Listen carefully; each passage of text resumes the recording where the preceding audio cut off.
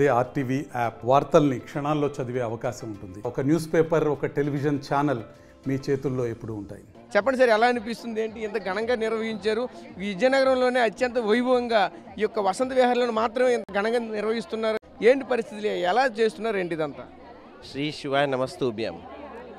ముందుగా మీ మీడియా టీంకి భోగిను మరియు సంక్రాంతి శుభాకాంక్షలు.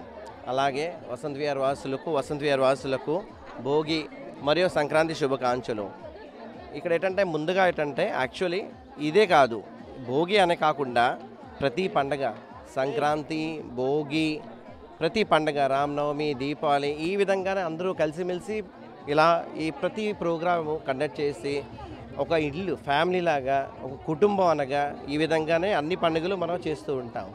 రీజన్ ఇక్కడ అన్ని రకాలుగా 250 ఇల్లునే హిందూస్ ఉన్నారు, ముస్లిమ్స్ ఉన్నారు, సింధీస్ ఉన్నారు, మారవాడీస్ ఉన్నారు. అందరూ ఏ మతంకి ఏ భేదం లేకుండా అందరూ కలిసిమెలిసి ప్రోగ్రామ్ చేస్తుంటారు.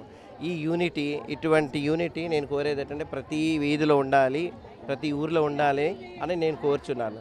ఇక్కడ ఓన్లీ ఒకటే థింగ్, ప్రతి ఒక్కరు మనస్ఫూర్తిగా బయట వచ్చి స్వతహాగా బయటకు వచ్చి మేము ఉంటాం, ఘనంగా మేము ప్రోగ్రామ్ చేస్తాం. వాళ్ళ సొంత ఖర్చులతోనే మా అసోసియేషన్ టీంతోనే ప్లస్ వాళ్ళ ఖర్చులతో కూడా ముందుకు వచ్చి ప్రోగ్రామ్స్ జరుపుతుంటాం. కాబట్టి ఇంత సంతోషంగా ఉన్నాం. కారణం ఇక్కడ సంతోషంగా ఉండే కారణం ఓన్లీ ఒకటే థింగ్, యూనిటీ. సో అందరికీ నేను ఒకటే చెప్పేది, అందరూ యూనిటీగా ఉండండి, హ్యాపీగా ఉండండి. Happy Sankranti, happy Bhogi. విజయనగరం పుర ప్రజలకు happy Sankranti and happy Bhogi. Wish you all the very best for the coming year.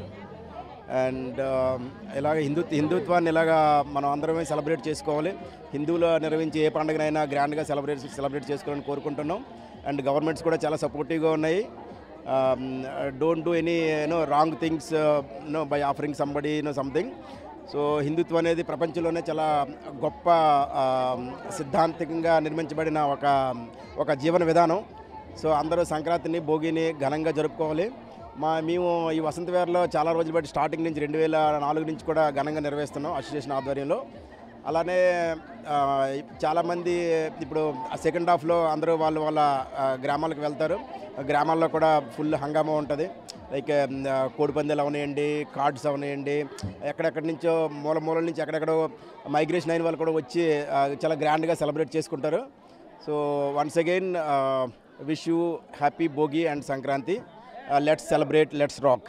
ఇంత ఘనంగా భోగి నిర్వహించారు, ఎలా అనిపిస్తుంది? ఎవ్రీ ఇయర్ మా వసంత విహార్లో చాలా బాగా చేస్తారు. భోగి, సంక్రాంతి, ఈ సంబరాలు అయితే చాలా బాగా చేస్తారు. బాగా ఎంజాయ్ చేస్తాం, పిల్లలు పెద్దలు అందరం కూడా బాగా ఎంజాయ్ చేస్తామండి.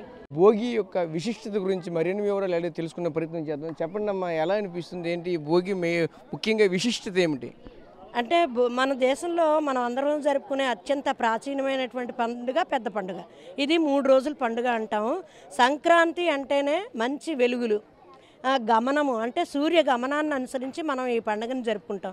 సూర్యగమనాన్ని అనుసరించి ఎందుకు జరుపుకోవాలి అంటే మేషాది ద్వాదశ రాశుల్లో సూర్యుడు ఒక్కొక్క నెల ఒక్కొక్క రాశిలో ప్రవేశిస్తూ ఉంటాడు. గమనము అంటే చేరుట అని అర్థం. అందువల్ల సూర్యుని యొక్క గమనాన్ని అనుసరించి ఈ పండుగ జరుపుకుంటాం. కాబట్టి దీనికి సంక్రాంతి అని పేరు కూడా ఉంది. సూర్యుడు మేషం నుంచి మకరంలోకి ప్రవేశించడాన్ని మకర సంక్రాంతి అంటారు. మకర సంక్రాంతి అంటే మకరం నుంచి కర్కాటకం వరకు ఉన్నదాన్ని ఉత్తరాయణ పుణ్యకాలం అంటారు. కర్కాటకం నుంచి మకరం వరకు ఉన్నదాన్ని దక్షిణాయన పుణ్యకాలం అంటారు. ఉత్తరాయణ పుణ్యకాలం దేవతారాధనకి, దక్షిణాయన పుణ్యకాలం పితృ ఆరాధనకి పనికొస్తుంది. అది మనకున్న ఆయనాలకి దీని యొక్క విశిష్టత. మకర సంక్రాంతి ఎందుకు ఇంత ప్రాధాన్యత సంపాదించుకుంది అంటే మకరంలోనికి సూర్యుడు ప్రవేశించగానే ఋతువుల్లో మార్పులు వస్తాయి, కాలానుగుణంగా మార్పులు వస్తాయి, పంటలు ఇంటికి వస్తాయి, రైతులు కూడా సుఖ సంతోషాలతో ఉంటారు. అందువల్ల ఈ పండుగని ఇంత వైభవపేతంగా అందరూ కూడా జరుపుకుంటారు. ఇంకా భోగి అంటే ఏంటి అంటే భోగి రోజు మంటలు ఏర్పాటు చేసి అందులో ఆవు పేడతో తయారు చేసినటువంటి పిడకల్ని సూర్యునికి ఆహుతి చేస్తారు. మనలో ఉండేటువంటి ఈర్ష, అసూయ, ద్వేషాలను కూడా సూర్యునికి అగ్నికి ఆహుతి చేసి వెలుతురు అనేటువంటి జ్ఞానాన్ని సంపాదించుకోవడం కోసం ముఖ్యంగా మనం ఈ భోగి మంటల్ని వేస్తాము. రెండవది పెద్ద పండుగ సంక్రాంతి పండుగ. ప్రతి పల్లెటూరులో కానీ పట్టణవాసంలో కానీ ఎక్కడైనా సరే ఈ పండగని చాలా వైభవోపేతంగా జరుపుకుంటారు.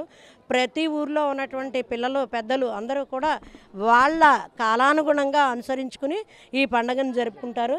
అదేవిధంగా మూడోది కనుమ పండుగ. ఇది పశువుల పండుగ. కనుమ రోజు పశువుల్ని పూజిస్తారు కాబట్టి దీనికి కూడా అంత విశిష్టత ఉంది. ఇది భోగి సంక్రాంతి యొక్క విశిష్టత. నాకు ఈ అవకాశాన్ని ఇచ్చిన మీడియా మిత్రులందరికీ ధన్యవాదాలు. చూసాం కదా. అయితే ఈ భోగి సంక్రాంతి కనుమ విశిష్టత అనేది ఎలా ఉంటుందని చెప్పేసి ఇప్పుడైతే మనం తెలుసుకోవడం అయితే జరిగింది. ప్రధానంగా చూసుకుంటే ఒకటే చెప్తున్నారు, భోగికి ఒక విశిష్టత ఉంటుంది, అలాగే సంక్రాంతికి ఒక రకమైన విశిష్టత ఉంటుంది, కనుమకు ఒక రకమైన విశిష్టత ఉంటుంది.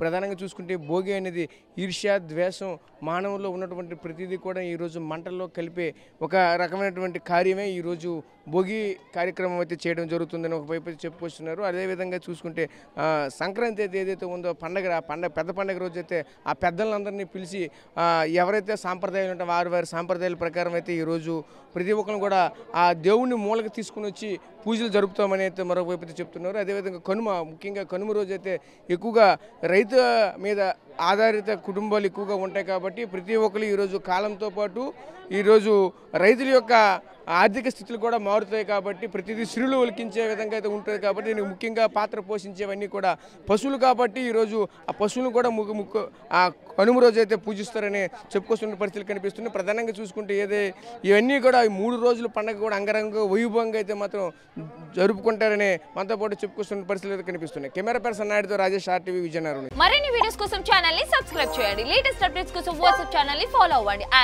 లింక్ డిస్క్రిప్షన్ లో ఉంది.